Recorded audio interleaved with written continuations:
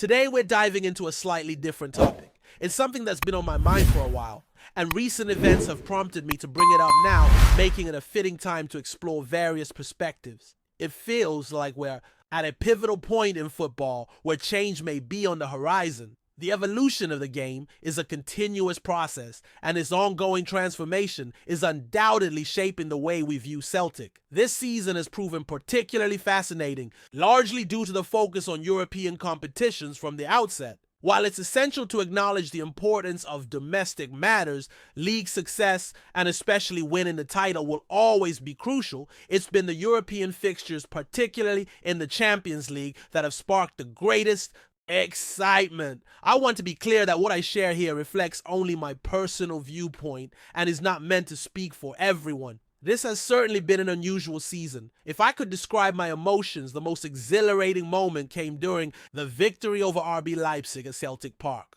The emotions experienced during that match and the pride in seeing the team play at that level were unmatched.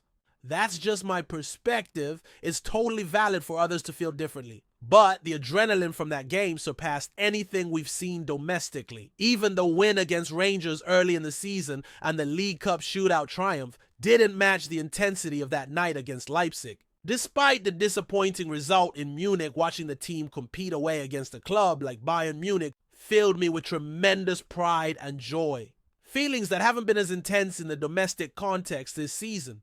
The reason seems clear. It comes from watching Celtic achieve remarkable results against top European opposition, which feels more like a true accomplishment than winning home fixtures. It's important to stress that domestic trophies should never be traded away for European glory. However, the feeling is that if Celtic aims to be the best team and club at the highest level, especially in the Champions League, then domestic matters will take care of themselves.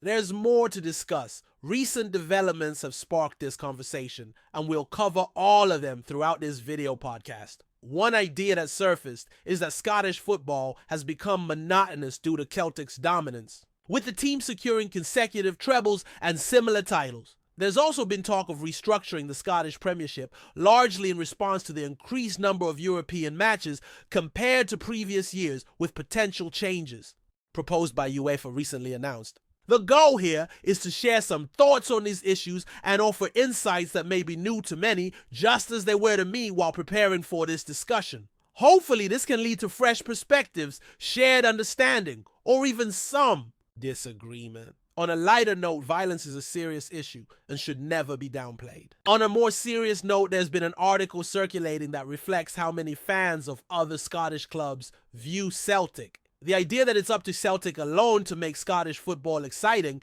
is frankly a misguided perception. Celtic's role is quite clear. The team should win matches, lift trophies, and deliver an entertaining performance for its supporters. That's the essence of Celtic's responsibility. Still, I do agree with the point made about the significant gap between Celtic and the rest of Scottish football. To be honest, and this won't come as news since I've said it before, I've struggled to feel genuine excitement about league matches this season. Of course, I always enjoy watching Celtic play, and I'm sure many feel the same. As passionate fans, we certainly feel a thrill watching Celtic play at our local ground against any opponent, perhaps ironically nicknamed the Dog and Bone team.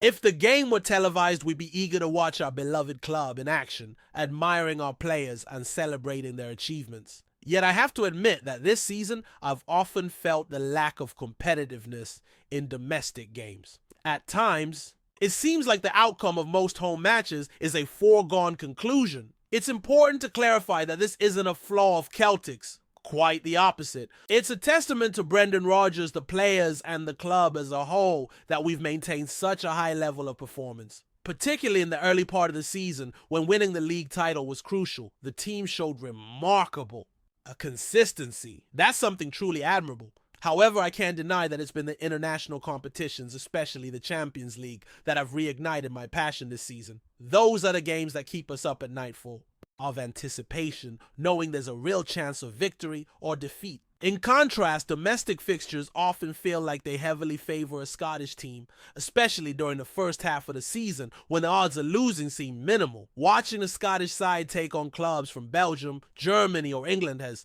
been refreshing. True contests rather than facing opponents who sit deep and waste time from kickoff.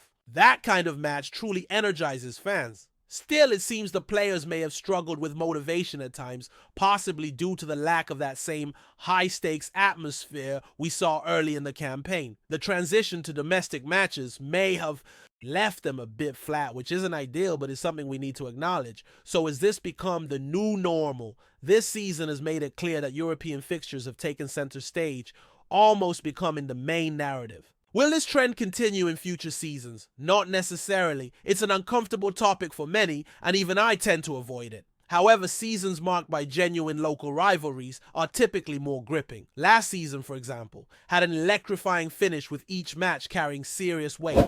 We all felt the rush when the Scottish side reclaimed the league title, especially with so much uncertainty about our chances. Looking back at the first season under the current management, it stands out as one of my most memorable periods following. The team. One of the main reasons I hold it in such high regard, even more than the following season, which had more visual flair and consistency, is the intense title race that gave each match deeper meaning. The quality of football often suffers when the stakes are low, as seen when empty stadiums rob the game of its energy. The true spirit of the sport shines brightest when every game truly matters. The current standings highlight how fiercely contested the title race has been, enhancing its importance. A major reason for the waning interest in club football is its struggle to connect with supporters, especially when stadiums are empty. The true essence of sports becomes most vivid when there's genuine significance. Therefore, I believe that if Rangers become a bit more competitive next season, it could shift how we view the Premiership and domestic football as a whole.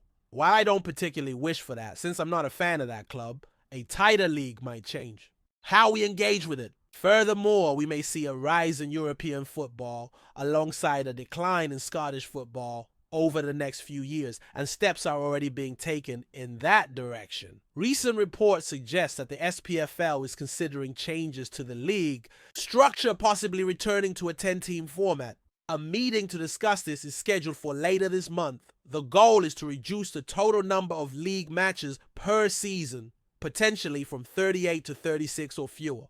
The reasoning behind this change is the massive surge in European fixtures, which no longer fit easily into the current calendar.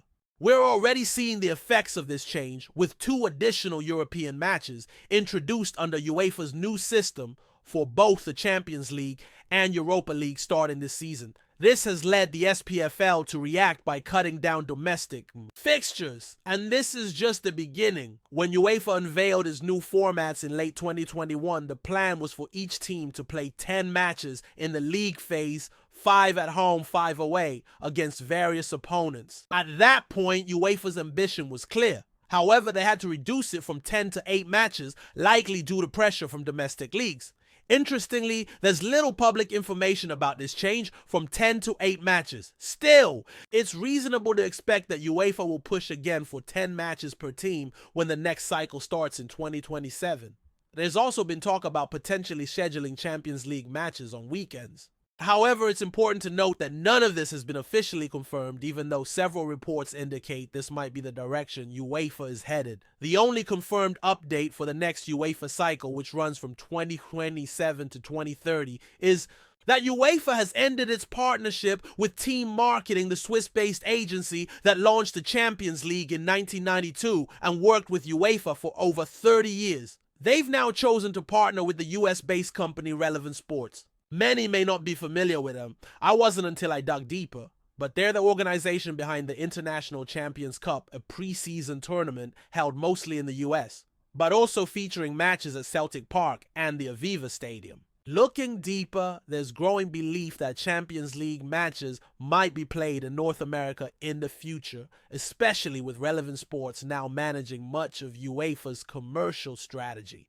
Much like how the NFL and NBA host games in Europe, the idea is to expand the Champions League's presence across the Atlantic. There have even been conversations about possibly holding the Champions League final in the US. A prospect that won't sit well with many fans, yet one that seems increasingly likely. While this shift might not directly affect Celtic, it's clear that UEFA with this new partnership is preparing for a far more ambitious future. Personally, Before we proceed, subscribe to our channel and enable notifications to receive all exclusive news about Celtic FC. Don't miss any details about your favorite team. It's extremely important for Celtic FC fans.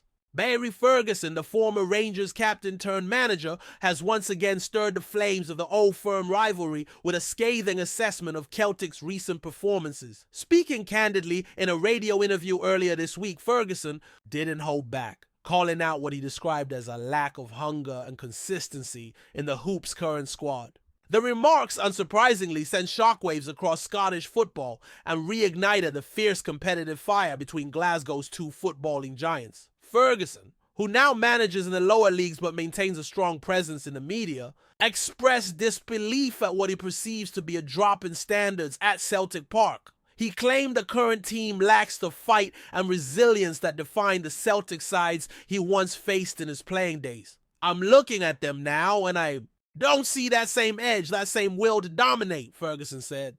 This isn't the Celtic we feared when I was on the pitch. They look soft. They're there to be beaten." Such comments haven't gone unnoticed, especially with the season entering its most decisive phase.